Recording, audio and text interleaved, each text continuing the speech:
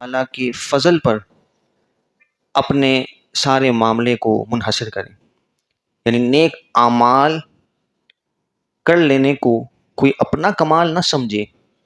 بلکہ اللہ تبارک و تعالیٰ کی طرف اس فضل کو منسوب کرے کہ اللہ تبارک و تعالیٰ کا کرم ہے، اس کا فضل ہے کہ اس نے ہمیں چند نیک اعمال کرنے کی سعادت عطا فرمائی۔ اور پھر یہ بھی ہمیں سکھایا گیا کہ ان نیک اعمال کی قبولیت کی انسان اللہ تبارک و تعالیٰ کی بارگاہ میں دعا کرے اور فکر رکھے۔ تو کئی حدیثیں اس مضمون پر موجود ہیں کہ نبی پاک علیہ السلام نے فرمایا کہ اللہ تبارک و تعالیٰ کی بارگاہ میں کل بروز قیامت جب انسان سرخرو ہوگا اور بخشا جائے گا تو وہ محض اللہ تبارک و تعالیٰ کے فضل اور اس کے کرم کی بنا پر ہوگا۔ اور پھر نبی پاک علیہ السلام نے ایک واقعہ بھی ارشاد فرمایا، مستدرک للحاکم میں یہ روایت موجود ہے۔ نبی پاک علیہ السلام نے ارشاد فرمایا، حضرت سیدنا جابر رضی اللہ تعالیٰ عنہ اس روایت کو بیان کرنے والے ہیں، فرماتے ہیں کہ نبی پاک علیہ السلام نے صحابہ کرام علیہم رضوان کی مجلس میں صحابہ کو مخاطب کر کے متوجہ کر کے ارشاد فرمایا کہ ابھی ابھی میرے پاس جبریل امین علیہ السلام حاضر ہوئے اور انہوں نے قسم اٹھا کر کہا کہ ایک ایسا شخص کہ جس کی عبادتیں پہاڑ کی چوٹیوں کے برابر ہیں اور 500 سال کا عرصہ اس نے اللہ تبارک و تعالیٰ کی عبادت میں گزار دیا۔ جو پچھلی امتوں میں لوگوں کی عمریں بہت زیادہ ہوا کرتی تھیں، خود حضرت نوح علیہ السلام کی تبلیغ دین کا جو عرصہ ہے وہ 950 سال ہے، ہم سنتے رہتے ہیں۔ تو اس انبیاء سابقین کے قوم کے ایک فرد کا احوال لے کر جناب جبریل امین علیہ السلام حاضر ہوتے ہیں اور عرض کرتے ہیں قسم اٹھا کر کہ اللہ تبارک و تعالیٰ نے ایک بندہ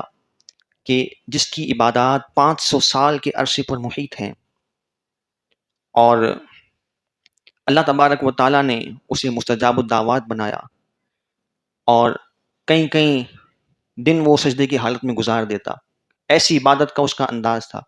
لیکن قیامت کے دن جب وہ اٹھایا جائے گا اور اسے اللہ تبارک و تعالیٰ کی بارگاہ سے حکم ہوگا کہ میرے بندے کو میری رحمت سے جنت میں داخل کر دیا جائے، تو وہ عرض کرے گا اے پروردگار، میں نے تیری بندگی کی، تیری عبادت کی، اور میں نے ساری اپنی زندگی تیری عبادت میں وقف کر دی، لیکن مجھے میرے اعمال کی وجہ سے نہیں بلکہ اس بنا پر جنت میں داخل کیا جا رہا ہے کہ تیری رحمت کے صدقے سے مجھے جنت نصیب ہو رہی ہے۔ تو نبی کریم صلی اللہ تعالیٰ علیہ وآلہ وسلم کی بارگاہ میں جبریل امین علیہ السلام یہ عرض کرتے ہیں کہ اللہ تبارک و تعالیٰ نے جو تجھ پر نعمتیں فرمائی ہیں، ان نعمتوں میں کوئی ایک نعمت بھی اگر انسان اٹھا لے تو اس ایک نعمت کی طاقت، اس کی وقت، اس کی اہمیت اتنی ہے۔ مثلا اگر انسان کی آنکھ کی نعمت کو لے لیا جائے تو یہ آنکھ کی نعمت ایسی ہے کہ اس کے سینکڑوں سالوں کی عبادت کا بھی یہ معاوضہ نہیں بن سکتی۔ تو اگر نعمتوں کے موازنے میں انسان کے اعمال کو لیا جائے تو پھر تو کوئی بھی ایسا نہیں ہے کہ جو ان نعمتوں کی ادائیگی اپنے اعمال کے ذریعے سے پوری کر سکے۔ تو ان نعمتوں کا جب موازنہ کیا گیا تو کوئی ایک نعمت بھی اس کے اعمال کے برابر نہ ہو سکی اور اس کے اعمال ختم ہو گئے، اور پھر اللہ تبارک و تعالیٰ کی بارگاہ سے اسے حکم ہوا کہ اسے جہنم میں داخل کر دیا جائے۔ اب جب وہ جہنم کی طرف بڑھ رہا ہے، اب اللہ تبارک و تعالیٰ کی بارگاہ میں وہ استفسار کرتا ہے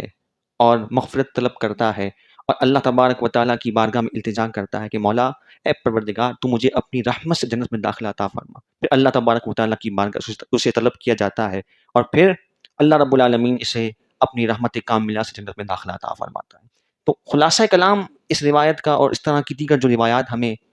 احادیث طیبہ میں ملتی ہیں، ان کا مضمون یہی ہے کہ انسان اپنے عمل پر ناز نہ کرے بلکہ اللہ تبارک و تعالیٰ کے فضل اور اس کے کرم پر اپنے اعمال کو منحصر کر دے اور اپنے اعمال کو اللہ تعالیٰ کے فضل پر منسوب کرے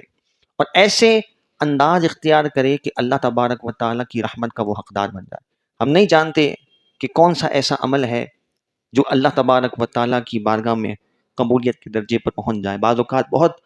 معمولی بظاہر عمل ہوتا ہے، لیکن اگر وہ اللہ تبارک و تعالیٰ کی بارگاہ میں مقبول ہو جائے تو وہ بڑی بڑی عبادتوں کے مقابلے میں حاوی آ جاتا ہے. لیکن اس میں بنیاد یہی ہے کہ انسان اللہ تبارک و تعالیٰ کے احکامات کو ترتیب کے اعتبار سے جو قرآن نے، حدیث نے اہمیت دی ہے، ان کو بہرحال ہر حال میں اسے مقدم رکھنا ہے، اور ایسے اعمال سے بچنا ہے کہ جو انسان کو اللہ تبارک و تعالیٰ کے فضل سے محروم کرتے ہیں. ایسے کچھ اعمال نبی پاک علیہ السلام نے ذکر فرمائے، جن کی نشاندہی فرمائی کہ وہ اعمال انسان کو اللہ تبارک و تعالیٰ کے فضل سے محروم کر دیتے ہیں. خود اس کا اپنا کرتوت ایسا ہوتا ہے کہ وہ اپنے آپ کو اللہ کی رحمت سے، اس کے فضل سے محروم کر دیتا ہے. جن میں ایک عمل بطور خاص جو حدیث پاک میں ذکر ہوا، نبی پاک علیہ السلام نے قطع رحمی کا ذکر فرمایا. قطع رحمی کے آسان معنی یہ ہیں کہ قرابت داروں کے ساتھ، رشتہ داروں کے ساتھ تعلق کو منقطع کرنا. اور اس مضمون میں اگر آپ احادیث کا خلاصہ لیں تو بڑی حیران کن ہمیں روایات ملتی ہیں. نبی پاک علیہ السلام نے ارشاد فرمایا، سل من قطعک واعف عمن ظلمک واحسن من اساء الیک. حضور فرماتے ہیں کہ جو تیرے ساتھ قطع تعلقی کرے اس کے ساتھ صلہ رحمی کر، اور جو تیرے ساتھ برا کرے اس کے ساتھ تو اچھائی کر، اور جو تجھ پر ظلم کرے تو اسے معاف کر. یعنی ہم بعض اوقات یہ اپروچ اختیار کرتے ہیں کہ جس کا ہمارے ساتھ جیسا رویہ ہے ہم ویسا ہی سلوک اس کے ساتھ کریں. لیکن نبی پاک علیہ السلام کی تربیت میں ہمیں بہت آگے لے جا کر ہمارے اخلاق و کردار کی تشکیل فرمائی ہے. فرمایا جو ظلم کر رہا ہے اس کو معاف کرو، جو برا کر رہا ہے اس کے ساتھ اچھا کرو، جو قطع تعلقی کر رہا ہے اس کے ساتھ صلہ رحمی کرو. اور فرمایا کہ نبی پاک علیہ السلام نے ایک موقع پر حضرت سیدنا عبداللہ بن ابی اوفا رضی اللہ تعالیٰ عنہ روایت کرتے ہیں کہ نبی پاک علیہ السلام کی مجلس لگی ہوئی ہے، اور یہ وہ موقع ہے کہ جب صحابہ کرام علیہم رضوان نبی پاک علیہ السلام کی حضور عرفہ کی رات میں، یوم عرفہ سے پہلے والی رات جو ہے اس میں سارے جمع ہیں. اور اب جو ہے وہ نبی پاک علیہ السلام یہ اعلان فرماتے ہیں کہ انا لا نحل لرجل امسا قاطع رحم الا قام عنا. حضور علیہ السلام نے فرمایا کہ اگر ہمارے درمیان کوئی ایسا شخص ہے جو قطع تعلقی کرنے والا ہے تو وہ یہاں سے اٹھ کر چلا جائے، کیونکہ اس کی قطع تعلقی تمام لوگوں کے لیے اللہ تبارک و تعالیٰ کی رحمت سے رکاوٹ کا سبب بنتی ہے. جب نبی پاک علیہ السلام نے یہ بات ارشاد فرمائی تو ایک نوجوان مجمع میں سے پیچھے کی جانب سے اٹھتا ہے اور وہ جا کر اپنی خالہ کے پاس جاتا ہے، اور نبی پاک علیہ السلام کا واقعہ انہیں سناتا ہے، ان سے معذرت کرتا ہے، قطع تعلقی کو ختم کرتا ہے، اور واپس آ کر اپنی مجلس میں بیٹھ جاتا ہے. نبی پاک علیہ السلام نے اس سے قطع تعلقی کی وجہ دریافت فرمائی اور پھر سارا احوال اس سے سنا، اور پھر نبی پاک علیہ السلام نے فرمایا اجلس فقد احسنتا، یہاں بیٹھ جا، تو نے بڑا اچھا کام کیا ہے. اما انہ لا تنزل الرحمت علی قوم فیہم قاطع الرحمہ. حضور فرماتے ہیں کہ اللہ تبارک و تعالیٰ کی رحمت اس قوم پر نازل نہیں ہوتی کہ جس میں قطع تعلقی کرنے والا ہو.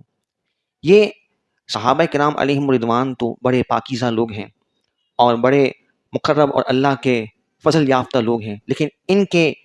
ذریعے سے قیامت تک کے لیے امت کی اصلاح فرمائی گئی ہے کہ ہم اللہ تبارک و تعالیٰ کی رحمت کے طلبگار ہیں، اس کے فضل کی امیدوار ہیں، لیکن مجموعی طور پہ جو ہمارے آپس میں رشتہ داروں کے ساتھ، اعزاء اقربا کے ساتھ جو تعلقات ہیں، جو ہمارے رویے ہیں، جو سلوک ہیں، وہ ہم سب اپنے بارے میں بہتر جانتے ہیں،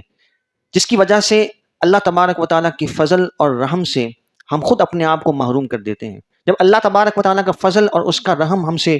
دور ہو جائے اور ہم اس سے اپنے آپ کو محروم کر لیں تو پھر زندگی میں بہاریں کیسے نصیب ہوں گی، اور زندگی میں نکھار کیسے آئے گا، اور ذہنی اور قلبی سکون ہمیں کیسے میسر ہوگا. تو یہ ایک بنیادی وجہ ہے جو احادیث طیبہ میں نبی پاک علیہ السلام نے اللہ تبارک و تعالیٰ کے فضل سے محروم ہونے کی وجہ ارشاد فرمائی.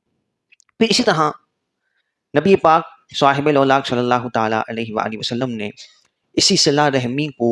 انسان کے لیے آخرت میں حساب و کتاب میں آسانی کی وجہ بھی ذکر فرمایا ہے۔ پھر انہی وجوہات میں سے کہ جو انسان کو اللہ تبارک و تعالیٰ کے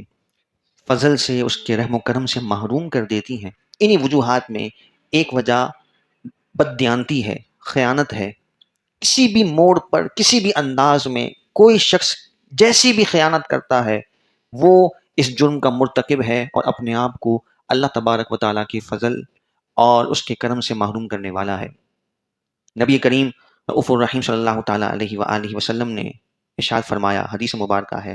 الا اخبرکم بالمؤمن، حضور علیہ الصلوۃ والسلام فرماتے ہیں کہ میں تمہیں یہ نہ بتاؤں مومن کون ہے، یعنی اللہ تبارک و تعالیٰ کی بارگاہ میں جس کا ایمان مقبول ہے اور وہ اللہ تبارک و تعالیٰ کی رحمتوں، اس کے فضل و کرم کا حقدار بنتا ہے۔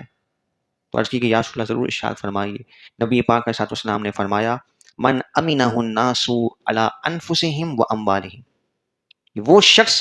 کہ جس سے لوگ اپنی جانوں اور مالوں کا تحفظ محسوس کریں، جس کے ساتھ ڈیل کرنے میں، جس کے ساتھ معاملات کرنے میں، تعلق قائم کرنے میں اگر اہل ایمان اور لوگ تحفظ محسوس کرتے ہیں، حضور فرماتے ہیں کہ یہ شخص جو ہے وہ مومن ہے۔ ایسا نہ ہو کہ اس کا کردار اتنا سوالیہ نشان پر مشتمل ہو کہ لوگ اس کے قریب آنے میں کتراتے ہوں، اس کے ساتھ تعلق لین دین قائم کرنے میں کتراتے ہوں، اور یہ اندیشہ ہو کہ اس کے ساتھ اگر ہم نے کوئی سودا کیا، کوئی معاملہ کیا تو یہ ہمیں نقصان سے دوچار کرے گا، ہمارے پیسے ہڑپ کر جائے گا، ہمیں خیانت میں مبتلا کرے گا، ہمیں دھوکہ دے گا، جو کہ یہ عام باتیں ہیں، اور اس کو ہم اپنی مارکیٹوں میں بطور فخر کی پیش کرتے ہیں، اور ایسے شخص کو چالاک اور سمجھدار سمجھا جاتا ہے کہ جو لوگوں کو چونا لگائے، اسے ان کے ساتھ فراڈ کرے، خیانت کرے اور ان کے مال کو صفائی کے ساتھ ہڑپ کرے، انہیں ناکارہ چیز بیچنے میں وہ کامیاب ہو جائے۔ تو یہ سارے معیارات جو ہم نے اپنے بنائے ہوئے ہیں، جو حقیقت میں بددیانتی اور خیانت پر مشتمل ہیں، نبی پاک علیہ الصلوۃ والسلام نے جو ہے وہ اسے اللہ تبارک و تعالیٰ کے فضل اور اس کے کرم سے محرومی کی وجہ اشارہ فرمایا۔ اور خود قرآن مجید فرقان حمید نے بھی اس بات کو ذکر فرمایا، ان اللہ لا يحب الخائنین، کہ اللہ تبارک و تعالیٰ خیانت کرنے والوں کو پسند نہیں کرتا۔ اور ایک جگہ فرمایا، ان اللہ لا يهدي کید الخائنین، کہ اللہ تبارک و تعالیٰ خیانت کرنے والوں کی سازش کو کبھی کامیاب نہیں ہونے دیتا ہے۔ دنیا میں بھی وہ رسوائی کا شکار ہوتا ہے اور اس کا پردہ چاک ہو ہی جاتا ہے، اور وہ اپنے آپ کو جتنا بچانے کی کوشش کرے وہ مخلوق کے سامنے بھی رسوا ہوتا ہے، اور اللہ تبارک و تعالیٰ کی بارگاہ میں بھی وہ گناہ گار ہوتا ہے، سزا کا مستحق ہو جاتا ہے۔ نبی پاک علیہ السلام نے ارشاد فرمایا، ادِ الامانۃ الی من ائتمنک ولا تخن من خانک، جو تجھے امین بنائے، امانت دار بنائے، تو اس کے مال کی ذمہ داری سے اسے امانت داری کے ساتھ اسے اس مال کو اس تک پہنچا دے، اور فرمایا کہ اس کے مال میں خیانت مت کر۔ اور یہ بھی یاد رہے کہ خیانت صرف یہ نہیں ہے کسی کا مال کوئی ہڑپ کر جائے یا کسی کو دھوکا دے، کسی بھی منصب پر ہم ہیں اور اس منصب کا حق ادا نہ کیا جائے تو یہ بھی خیانت کی زمرے میں شامل ہے۔ اگر کوئی شخص کہیں پر جاب کرتا ہے، جو اس کی ذمہ داریاں ہیں، بعض لوگ جو ہے وہ صبح سے شام تک محنت کر رہے ہیں اور پورا اپنا وقت لگا رہے ہیں، لیکن بعض اوقات چھوٹی چھوٹی ایسی خیانتیں کر جاتے ہیں، چھوٹی چھوٹی چوریاں ایسے کر جاتے ہیں، اور بعض اوقات اس کو اپنا حق سمجھتے ہوئے کر رہے ہوتے ہیں۔ تو یہ بھی اللہ تبارک و تعالیٰ کے حضور یہ باعث سے پرسش عمل ہے کہ انسان کسی کے مال میں خیانت کرے اور چھوٹے چھوٹے کھانچوں کے چکر میں وہ اللہ تبارک و تعالیٰ کی ناراضگی کا مرتکب ہو جاتا ہے، اور جو سارے دن کی اس کی مشقت اور محنت طلب کام تھا، جو وہ اپنا وقت دے رہا ہے، اپنے ایفرٹس کر رہا ہے، اپنی صلاحیتیں وہاں لگا رہا ہے، اس ساری حلال آمدنی کو وہ ان اپنے حلال افعال سے آلودہ کرنے کا مرتکب ہو جاتا ہے۔ تو یہ نبی پاک علیہ السلام نے عمل ذکر فرمایا کہ جو انسان کو اللہ تعالیٰ کے فضل سے محروم کر دیتا ہے۔ ایک اور روایت اس حوالے سے کہ جو انسان کو اللہ تعالیٰ کے فضل سے اور اس کے کرم سے محروم کر دیتی ہے، نبی پاک علیہ السلام نے ارشاد فرمایا، ثلاثۃ لا یکلمہم اللہ یوم القیامہ، تین ایسے افراد ہیں کہ جن سے اللہ تبارک و تعالیٰ قیامت میں کلام نہیں فرمائے گا، ولا ینظر الیہم، نہ ان پر نظر رحمت فرمائے گا۔ یہ قیامت کا ذکر ہے کہ جب ساری مخلوق اللہ تبارک و تعالیٰ کے فضل کی طلبگار ہے اور اللہ تعالیٰ کی رحمت کی منتظر ہے، اور ایسے موقع پر حضور فرماتے ہیں کہ اللہ تبارک و تعالیٰ اسے اپنے فضل سے محروم کر دے گا۔ تین ایسے افراد ہیں، ولا یزکیہم، اور نہ انہیں پاک فرمائے گا گناہوں سے۔ فرمایا المسبل، حضور علیہ السلام فرماتے ہیں کہ جو تکبر کرنے والا ہے، اور مسبل کے جو خاص معنی ہے کہ اپنے لباس کو، جس طرح اہل عرب کا انداز تھا کہ وہ ٹخنوں سے نیچے اتنا لمبا لمبا لباس کا حصہ ہوتا، اور گھسیٹتے ہوئے وہ تکبرانہ انداز میں گلیوں بازاروں میں گھوما کرتے تھے، اور ایک تفاخر کا اظہار کرتے تھے، اور اتنے تکبر میں گرے ہوئے تھے کہ اگر ان کی کوئی چیز گر جاتی تو اس کو اٹھانا بھی اپنے لیے عیب سمجھتے تھے۔